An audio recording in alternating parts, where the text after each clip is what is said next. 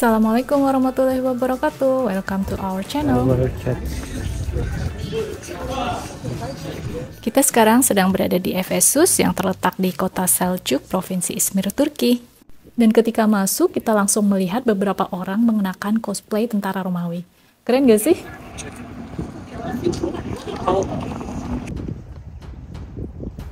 Efesus terletak di kota Selçuk, provinsi Izmir, Turki.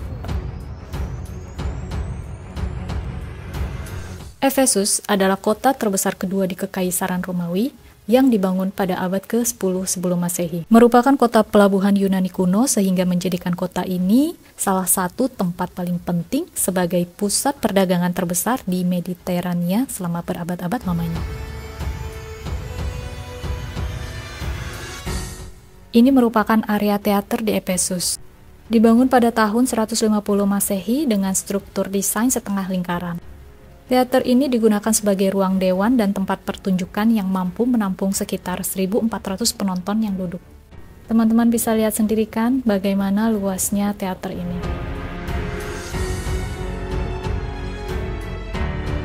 Efesus tercatat sebagai salah satu dari 7 keajaiban dunia. Selain itu, Efesus juga masuk ke dalam daftar warisan dunia oleh UNESCO pada tahun 2015. Assalamualaikum. Kita sekarang ada di Efesus. Efes. So, jadi Efes ini, what you know about Efes? Maybe you can explain a little. I think if I explain it later, like a microphone will be more like a specific. It was more because of my story for this, like a new generations, like all This is from Romawi. Yes. Time. From Greece to Romawi. I have more actually, not Yes, only banyak banget sejarahnya. Have many history here. the reason for trade, after trade, like again, like the reason is changing because this place really old. Okay, can take break. I will explain. Jadi ini tuh sisa-sisa peninggalan dari zaman Kekaisaran Romawi. Efes ini tuh termasuk salah satu kota terbesar kedua di Kekaisaran Romawi. See like how it's just start. Yes. Jadi, It's on the way for Virgin Mary. yes. Jadi bagus banget sih peninggalan dari Kekaisaran Romawi ini, dan di sini juga banyak bukti dan peninggalan dari sejarah penyebaran agama Kristen ya, gitu. Di sini juga ada tempatnya, rumahnya Bunda Maria, atau kalau di Islam ya kita percaya sebagai Siti Maryam, ibunya dari Nabi Isa. Ada banyak banget sih kisah sejarah di sini, dan kalau kalian yang suka sejarah pasti bakal tertarik banget sih datang ke tempat ini, bukan hanya sekedar datang buat foto-foto terus selesai. Actually, this place for night, after we come at night, have some spotlights. Lights. Amazing. More good, if you ask me, more good. But I think for this time we can't come in at night, evening, because of cold, winter. No, now it's different. Now 6 o'clock directly dark. Ya udah, kita mau lihat-lihat lagi ya area berikutnya. Nanti kita videoin lagi.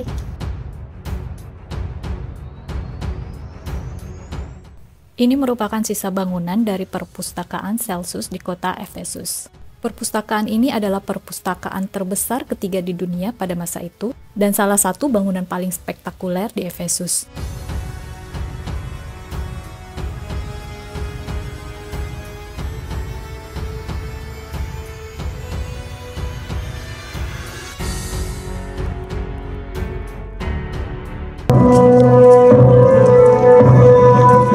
Tiba-tiba di depan kita melintas beberapa orang berjalan memakai cosplay Kekaisaran Romawi dan Mesir. Sepertinya mereka mau mengadakan pertunjukan ya.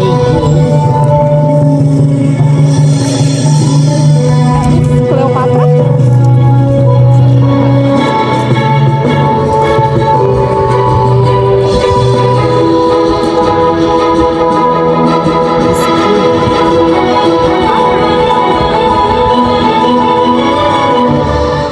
Cleopatra living there.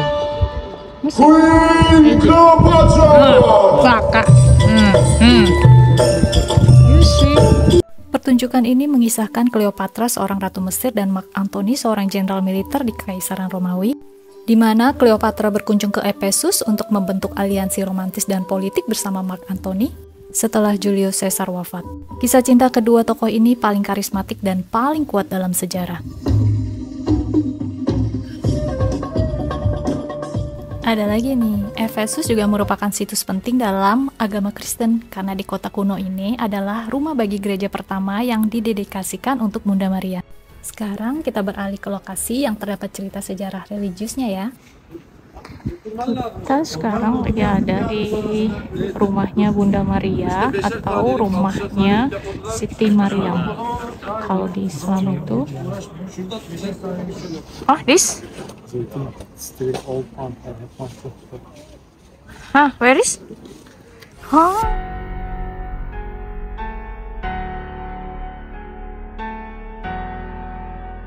After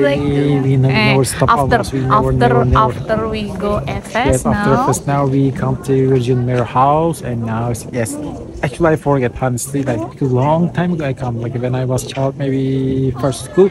So now we will get inside, right?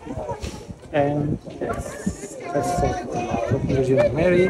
Jadi ini merupakan rumah dari Siti Maria, kalau Siti Maryam ya, kalau untuk kita di Muslim itu, dan kalau untuk di Kristen itu dikenal dengan Bunda Maria. Jadi ini merupakan rumah dari House of the Virgin Mary. Ya, rumah dari ibu Nabi Isa ya, Siti Maryam, seorang wanita perawan yang melahirkan seorang rasul ya, yang dipercaya oleh umat Kristen sebagai Yesus, dan buat kita umat Muslim sebagai utusan Tuhan, yaitu Nabi Isa.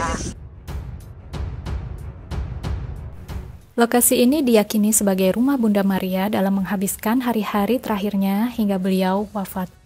Keyakinan ini didapat dari seorang biarawati Jerman yang bernama Anna Katrina Emmerich. Beliau adalah seorang biarawati yang selalu mendedikasikan hidupnya untuk Tuhan. Ketika Emmerich jatuh sakit dan tengah berdoa, tiba-tiba dia mendapatkan sebuah penglihatan tentang Bunda Maria yang meninggalkan Yerusalem bersama Yohanes menuju Efes. Setelah itu, Emmerich juga diperlihatkan dengan jelas seperti apa lokasi dan bentuk rumah yang ditinggali oleh Bunda Maria. Semua penglihatan Emmerich itu dijabarkan dengan sangat rinci kepada seorang penulis yang bernama Brentano. Siti Maryam itu pernah tinggal di rumah ini di saat usia-usia terakhirnya gitu, sehingga menjelang ajal. Nah itu dia di depan. Tapi kita kayaknya nggak bisa video, we can't make film, making video. Yes. Jadi kita harus respect, sama aja kayak kita ziarah ke, sama aja kayak kita ziarah ke makam-makam ulama gitu, rasul atau apapun, yaitu wujud respeknya kita.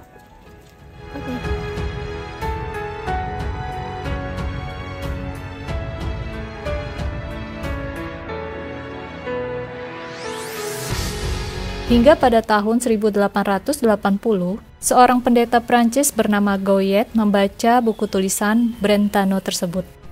Kemudian mencoba untuk membuktikan kebenarannya. Pendeta Goyet mencari lokasi sesuai yang dideskripsikan dalam buku tersebut. Kemudian dia menemukan lokasi serta rumah yang dijelaskan oleh Emmerich yang tertulis di dalam buku Brentano tersebut. This is from Quran about Maryam Mother. Yes. Okay, we have ayats, right? That ayat. Maryam surat. Ayat about Maryam. Yes. And this Maryam Ulu Isa. And maybe for English you can. Jadi di Al-Qur'an juga kan ada tertulis ya di sini. Yes, more with English. Nah, tuh. Jadi untuk di Al-Qur'an sendiri kita ada membahas tentang Siti Maryam ini.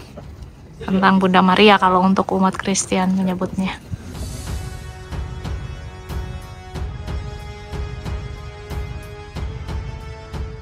Setelah bertahun-tahun lamanya dengan melewati proses panjang dan berliku-liku, Akhirnya tempat ini kemudian diakui dan diyakini sebagai rumah terakhirnya dari Bunda Maria atau Siti Maria.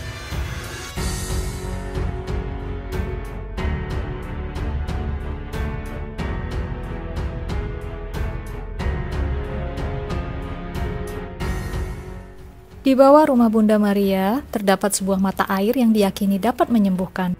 Lalu terdapat juga sebuah dinding harapan di mana para pengunjung banyak menuliskan setiap keinginan dan harapan mereka, kemudian mengikat pita di dinding tersebut. Hingga saat ini, rumah Bunda Maria dijadikan tempat berziarah bagi ribuan wisatawan dunia tiap tahunnya. Situs ini dikunjungi dan dihormati oleh umat Islam maupun Kristen. Karena rumah Bunda Maria ini memiliki makna yang sangat besar bagi kedua agama tersebut. Oke, sekian dulu jalan-jalannya. Semoga vlog kita bisa memberikan hiburan yang bermanfaat bagi teman-teman semua. Terima kasih.